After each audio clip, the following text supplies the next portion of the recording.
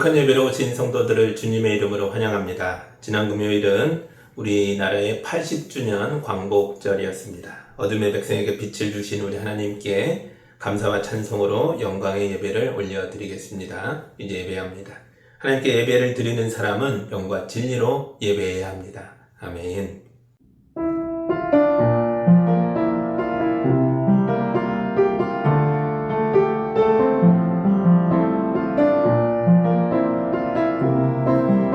나라를 잃었던 민족에게 말씀을 주시고 희망을 품게 하셔서 역사를 움직여 나라를 되찾게 하신 하나님 감사를 드립니다. 예배자의 마음속에도 진리의 빛을 비추셔서 어둠이 사라지고 신령한 기쁨을 되찾게 하여 주옵소서. 예수님의 이름으로 기도합니다.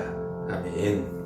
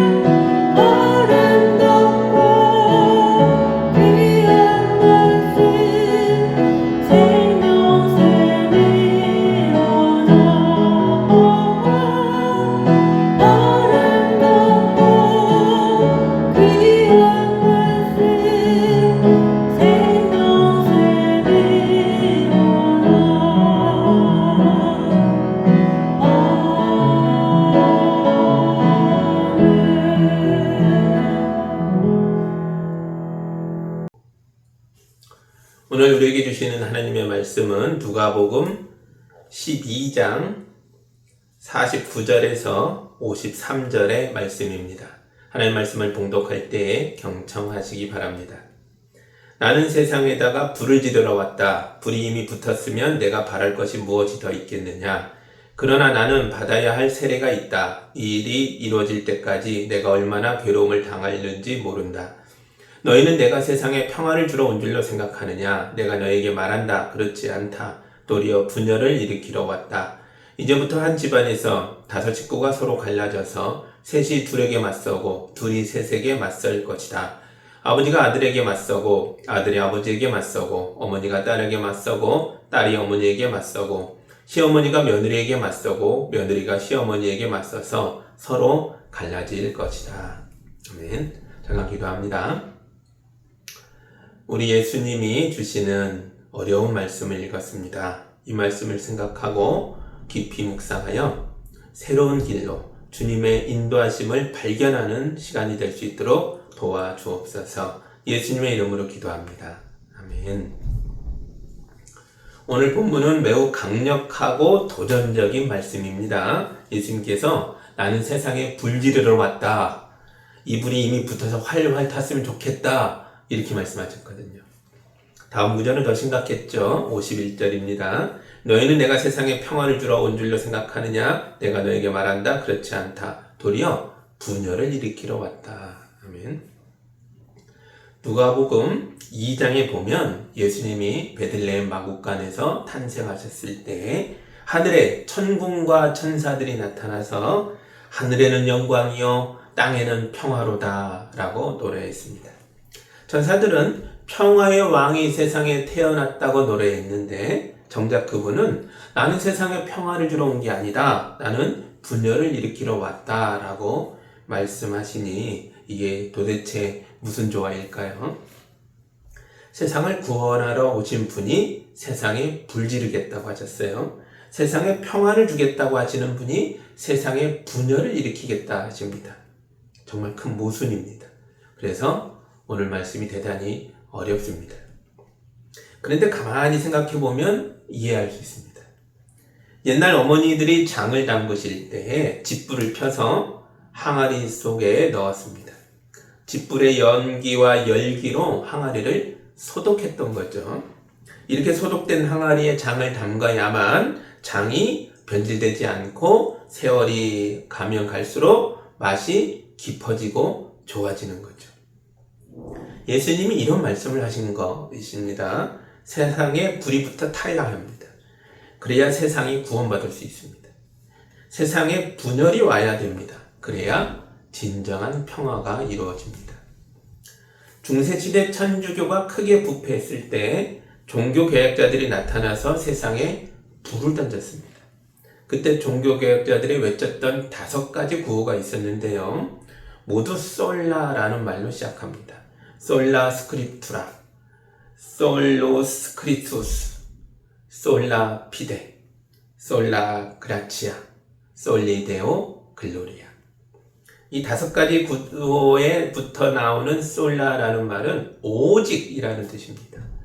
오직 성경, 오직 그리스도, 오직 믿음, 오직 은혜, 오직 하나님께만 영광. 종교개혁자들은 이 5가지 횃발을 들고 로마 천주교의 사제주의와 교황주의에 맞서서 분열을 일으켰고 투쟁을 일으켰습니다. 종교개혁자들에 있어서 교회에 불이 붙어서 세상까지 다 활활 타버렸죠. 그래서 세상이 멸망했습니까? 아닙니다. 복음의 가치가 선명해지면서 교회가 건강해졌고 세상도 새로워졌습니다. 성경에 다양한 불들이 나옵니다. 첫 번째 불은 심판의 불입니다. 죄악의 도시로 유명했던 소돔성과 고모라 성에 불이 떨어졌죠. 그날 하늘에서 유황불이 소나기처럼 내렸다라고 성경에 기록되어 있습니다. 두 번째 불은 영광의 불입니다. 광야에서 모세가 불이 붙은 떨기나무를 발견하고 가까이 다가가자 하나님의 음성이 들렸습니다. 이곳은 거룩한 땅이 너의 발에서 신을 벗어라. 세 번째 불은 정화의 불입니다. 하나님 앞에 서게 된 이사야 선지자가 나에게 재앙이 닥쳤구나. 나는 입술이 부정한 사람인데 거룩하신 하나님을 뵙다니 라고 충격 속에 빠졌을 때 하나님 곁에 있던 천사가 제단의 숯불을 들고 와서 이사야의 입술에 대어주면서 이것이 너의 입술에 닿았으니 너의 악은 사라지고 너의 죄는 용서받았다 라고 선언했습니다. 네 번째 불은 말씀의 불입니다. 이스라엘 백성에게 말씀을 전하다가 조롱과 모욕을 당한 예레미야가 이제는 주님을 말하지 않겠다, 다시는 주님의 이름으로 외치지 않겠다 라고 결심합니다. 하지만 그때마다 주님의 말씀이 그의 속에서 불처럼 타올라서 뼛속까지 타들어가서 견디다 못한 예레미야가 그만 항복하고 맙니다. 그리고 마지막 다섯 번째 불은 성령의 불입니다. 초대교회 성도들이 마가의 다락방에 모여 기도할 때 하늘로부터 불이 혓바닥처럼 갈라져 모든 성도에게 임하였고 그날 모두가 성령으로 충만해졌습니다. 그리고 그들 모두가 굳게 닫혀있던 다락방 문을 박차고 나가 세상 사람들에게 들어가 하나님의 크신 일을 선포하였습니다. 성경에 5가지 나오는 이 불들 중에서 예수님이 세상에 붙이려고 했던 불은 어떤 불일까요? 심판의 불, 영광의 불, 정화의 불, 그리고 말씀의 불, 성령의 불. 이 중에서 어떤 불이었겠습니까? 저는 5가지 모두라고 생각합니다. 왜냐하면 5가지 불 모두가 예수님 안에서 활활 타고 있었거든요. 예수님이 이 불 자체하셨습니다. 예수님이 심판의 불이십니다. 예수님 스스로도 나는 이 세상을 심판하러 왔다라고 요한복음 9장에서 말씀하셨습니다. 그래서 귀신들이 예수님을 보면 우리를 멸하러 오셨나이까? 라고 물으면서 벌벌 떨었습니다. 심판의 불이 우리 속에 붙어 타야 됩니다. 그래야 우리 안에 있던 귀신이 떠나고 악하고 비뚤어졌던 생각들이 무너져서 믿음으로 새로워질 수 있습니다. 예수님은 영광의 불이십니다. 예수님에게서 영광의 불을 본 자들은 모두 큰 충격을 받게 됩니다. 바람과 물결이 예수의 말씀에 순종했을 때 제자들이 충격을 받아 이 사람이 누구이기에 폭풍까지 순종하는가 라고 수군거렸습니다. 예수님의 십자가 앞에서 로마의 백부장이 충격을 받고 무릎을 꿇으며 이는 진실로 하나님의 아들이었도다 라고 고백했습니다. 영광의 불이 우리 안에 붙어 타올라야 합니다. 그래야 우리가 제대로 된 믿음의 고백을 할 수 있게 됩니다. 예수님은 정화의 불이십니다. 부정한 병에 걸려 교회로부터 쫓겨났던 사람들이 예수님을 만나면 깨끗해졌습니다. 루치병에 걸렸던 여인이나 나병에 걸렸던 남자도 다 깨끗해져서 제사장에게 자기 몸을 보이고 하나님 백성으로서의 지위를 되찾을 수 있었습니다. 예수님은 중풍병에 걸린 남자의 죄를 용서하셨고 가늠하다 잡혀온 여자의 죄도 용서하셨습니다. 예수님은 대야의 물을 떠다 자기 제자들의 더러운 발을 씻겨주셨습니다. 정화의 불이 우리 안에 붙어 타올라야 합니다. 그래야 우리가 깨끗해질 수 있습니다. 예수님은 말씀의 불이십니다. 태초로부터 있던 말씀이 육신이 되어 우리 가운데 서셨으니 우리가 그의 영광을 보았다. 이는 하나님의 외아들 예수의 영광이었다라고 성경이 말하고 있습니다. 예수님이 변화산에서 제자들과 함께 계실 때에 빛나는 구름이 그들을 뒤덮었고 구름 속에서 이는 내 사랑하는 아들이다. 너희는 그의 말을 들어라 라는 소리가 들려왔습니다. 예수의 말씀이 불이 되어 우리 안에 붙어 타올라야 합니다. 그래야 우리도 예수님과 동행하는 삶을 살 수 있습니다. 예수님은 성령의 불이십니다. 세례 요한은 나는 물로 세례를 주나 내 뒤에 오시는 이는 물과 성령으로 세례를 줄 것이다 라고 고백했습니다. 요한복음 20장에선 부활하신 예수님이 제자들에게 숨을 불어넣으시면서 성령을 받아라 라고 말씀하셨습니다. 마가다락방에 모여있던 초대교회 성도들도 불에 혀같이 갈라지는 모양을 각 사람 위에 임하는 걸 보고 경험했습니다. 그러자 무슨 일이 일어났어요? 그들이 방언을 말하였고 각종 은사를 받게 됐고 닫힌 문을 박차고 나와 세상 속에 들어가 하나님의 은혜를 예수의 복음을 사람들에게 선포했습니다. 우리 안에도 성령의 불이 타올라야 합니다. 그래야 우리가 하나님의 능력을 힘입을 수 있고 승리하는 삶을 살 수 있습니다. 예수님은 이 불을 붙이려고 세상에 오셨다라고 말씀하고 있는 거죠. 그런데 아직 이 불이 안 붙어가지고 예수님이 답답해하고 계십니다. 이 불이 붙어야 하는 세상이 어디입니까? 미국입니까? 북한입니까? 중국입니까? 아닙니다. 여러분입니다. 심판의 불, 영광의 불, 정화의 불, 말씀의 불, 성령의 불이 다른 누가 아니라 나에게 붙어야 합니다. 내 안에서 예수의 불이 활활 타올라야 합니다. 그런데 이 불이 아직 타지 않고 있어서 예수님이 답답해하고 계십니다. 내 안에 예수의 불이 활활 타면 나의 세상이 쪼개지고 분열하게 됩니다. 52절과 53절입니다. 이제부터 한 집안에서 5 식구가 서로 갈라져서 셋이 둘에게 맞서고 둘이 셋에게 맞설 것이다. 아버지가 아들에게 맞서고 아들이 아버지에게 맞서고 어머니가 딸에게 맞서고 딸이 어머니에게 맞서고 시어머니가 며느리에게 맞서고 며느리가 시어머니에게 맞서서 서로 갈라질 것이다. 예수님을 잘 믿으면 분열했던 가족도 하나로 합쳐지고 다시 화목해져야 하는 것 아닙니까? 그런데 왜 예수님은 집안 식구마저 갈라져 서로 맞서게 될 것이다 라고 말씀하시는 것입니까? 왜냐하면 거짓된 평화를 깨뜨려야 진정한 평화가 오기 때문입니다. 예수님 시대에는 로마의 황제가 평화를 가져온다라고 믿었습니다. 이것을 팍스 로마나라고 불렀습니다. 그러나 이건 거짓된 평화였습니다. 로마 군대의 칼로 모든 세상 사람을 침묵시켜서 억지로 만들어낸 평화였기 때문입니다. 예수님은 이런 거짓된 세상에 교회를 세우셔서 세상 속에 심각한 분열을 일으키셨습니다. 교회는 로마 황제가 아니라 오직 하나님께만 충성했습니다. 교회는 황제의 법이 아니라 오직 예수의 말씀에만 순종했습니다. 그래서 교회는 로마로부터 오랫동안 박해를 받게 됩니다. 교회는 사회적으로도 세상과 갈라졌습니다. 교회는 세상의 모든 사람을 영접했고 그들에게 세례를 주어서 하나님 백성 되게 했습니다. 이렇게 환영받은 사람들 가운데 세리와 창녀와 죄인들이 있었고 온갖 병에 걸린 병자들과 장애인들이 있었습니다. 이들은 모두 세상으로부터 버림받고 차별당하던 사람들이었습니다. 교회가 이들에게 복음을 전하여 하나님 백성 되게 함으로써 이들을 버리고 차별했던 세상과 갈라서게 된 것입니다.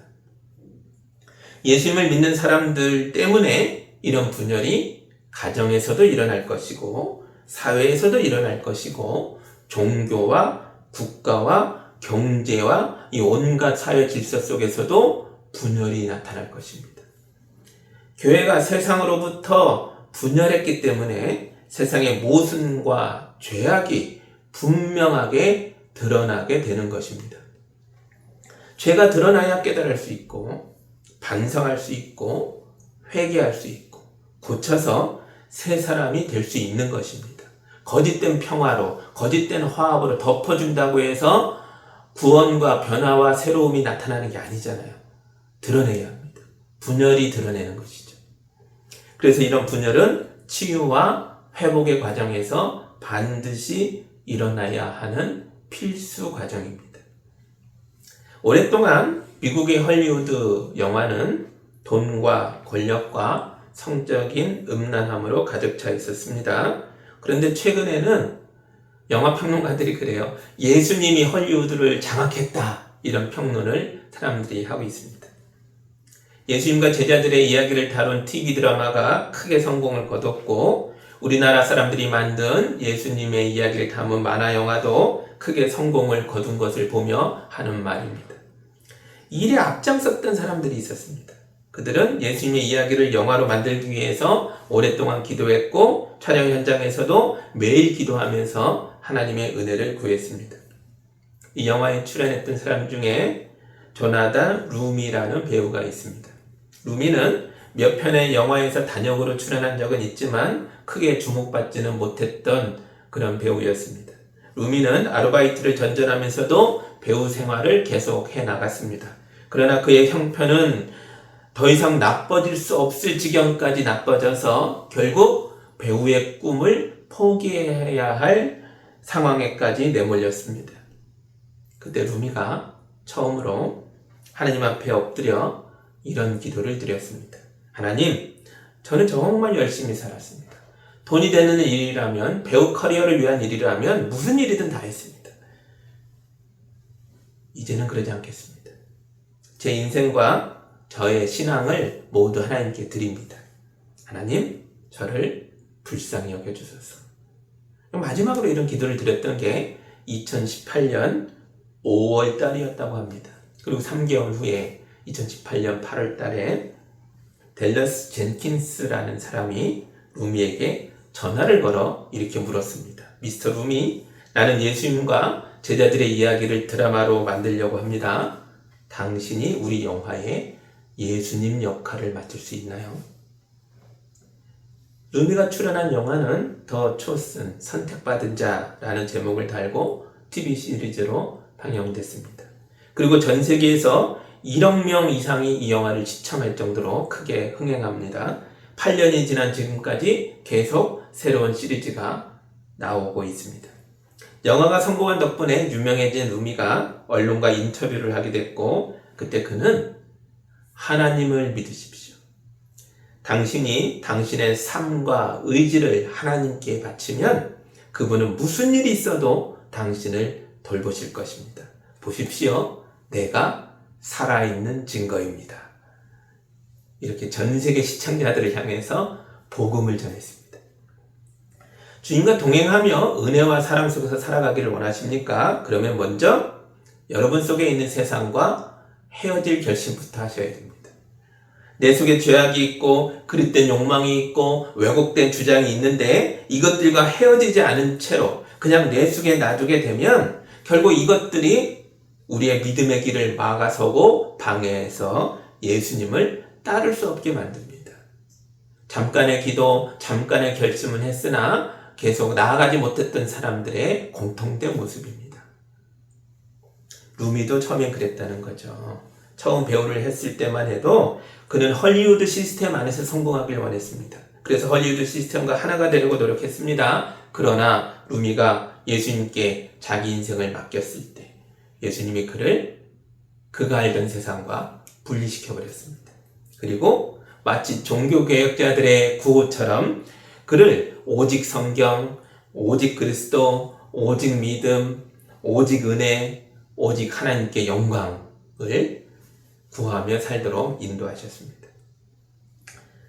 사도 바울은 본래 베냐민 지파 사람이었고 바리새파 사람 중에 바리새파 사람이었습니다. 그러나 그가 예수님을 만난 뒤로는 이 모든 것들과 헤어져야 했습니다.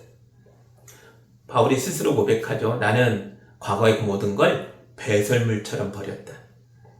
처음에는 그의 인생에서 엄청난 분열이 일어났겠죠. 가족에게 미움을 받았을 거고 친구와 동료들에게도 버림받았겠죠. 그런데 보십시오. 바울은 분열되어 있던 이방인들을 하나님 백성과 하나 되게 하는 일에 크게 쓰임받았습니다. 바울이 예루살렘 감옥에 갇혀 있을 때에는 바울의 조카가 몰래 찾아와서 도움을 주었습니다. 분열된 가족도 되찾은 겁니다. 바울은 결혼한 적이 없고 가정을 일군 적이 없습니다. 그런데도 바울은 자녀가 많았습니다. 디모데도 있고 디도도 있고 에바브라도 있잖아요. 모두 다 바울이 믿음으로 낳은 자녀들입니다. 예수님의 불이 우리 안에 붙으면 처음에는 분열이 일어날 수밖에 없습니다. 예수님을 십자가에 못 박게 만들었던 우리 속의 죄악과 갈라서야 하기 때문입니다. 그러나 끝까지 믿음으로 행하는 자들은 예수님 안에서 잃어버렸던 것들을 모두 도로 되찾게 될 것입니다. 마태복음 19장 29절의 말씀입니다. 내 이름을 위하여 집이나 형제나 자매나 아버지나 어머니나 자식이나 땅을 버린 사람은 100배나 받을 것이요 또 영원한 생명을 물려받을 것이다. 아멘. 예수님은 드라마에서만 좋은 분이 아닙니다.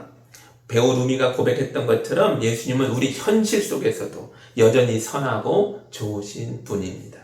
그러므로 여러분 모두 예수님을 잘 믿으시기 바랍니다.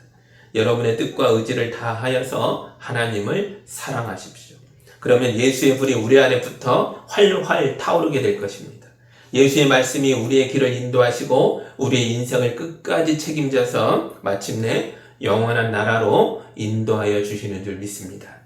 예수님의 은혜와 사랑을 증명하는 사랑하는 증거가 바로 여러분들의 인생이기를 우리 주님의 이름으로 축복합니다. 기도하겠습니다. 사랑의 하나님 아버지 감사합니다. 예수님이 붙이려고 했던 세상이 나임을 깨닫습니다. 예수의 불이 나에게 붙어 나의 죄악과 분리되고 하나님 백성으로 새로워질 수 있도록 인도하여 주옵소서. 우리가 주님 말씀 붙잡고 담대하게 따르며 나아갈 때에 주께서 우리 인생을 책임져 주시는 줄 믿습니다. 하나님의 은혜로 살아가는 모든 성도들이 되도록 도와주옵소서. 그래서 믿음 안에서 잃었던 모든 것들을 도로 되찾고 백배나 받고 영원한 생명으로 들어가는 모든 귀한 성도들 되도록 축복하여 주옵소서. 예수님의 이름으로 기도하옵나이다. 아멘.